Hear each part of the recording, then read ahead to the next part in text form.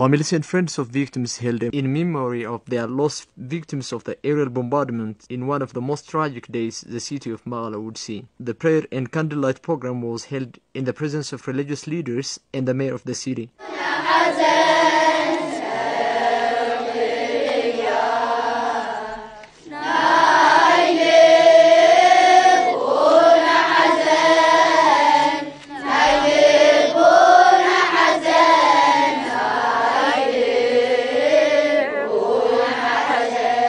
One of the families of victims whose 2 children died of the airstrike, Haftum Gabrahewat, described the horrific event in his own words as follows.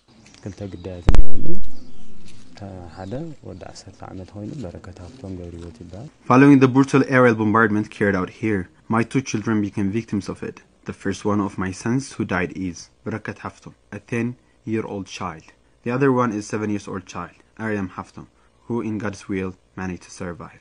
However, she has been terribly injured. They just became victims of the airstrike while playing here in our presence. It's really heartbreaking.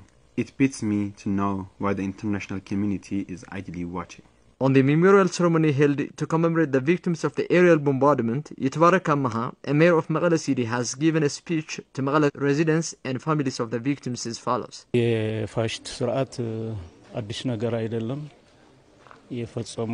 Such a wicked action is nothing new for the Abiy Ahmed's regime. As it is well known, he has continued to exterminate Tigrans by inviting foreign invaders from Eritrea, drones from United Arab Emirates and many other countries for as long as 8 months in Tigray. However, he has failed to do so. Secondly, Abiy has also imposed a brutal siege on Tigray for over 14 months now, leaving millions of Tigrans to suffer due to lack of food and medical supply. Currently, he has also launched a new round of attack against our forces to re-invade Tigray and commit yet another round of atrocities, thinking we are weakened by the starvation. We are now defending our people and our existence. Children whom we met commemorating the prayer and candlelight ceremony also said that they have lost their dearest friends and schoolmates due to the atrocious aerial bombardment conducted by the Ethiopian fighter jets on a broad daylight. We're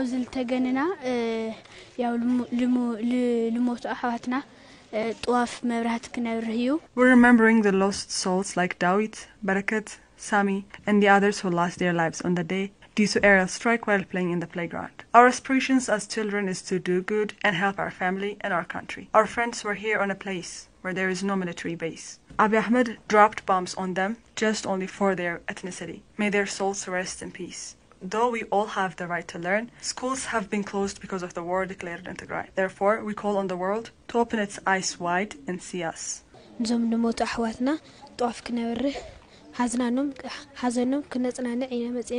Today, we are here to extend our condolences to families and friends of victims due to an airstrike carried out by the Abiy regime. We children require love, peace, and happiness. Our beloved friends like Barakat, Thomas, and others became the victims of such gruesome atrocity for no reason. I'm so sad about it. Abiy's regime is now back to its true colors. And like the other parts of the country, we Tigrayan children are suffering from lack of food and medical supplies. Dawit, Thomas, Sami, Barakat.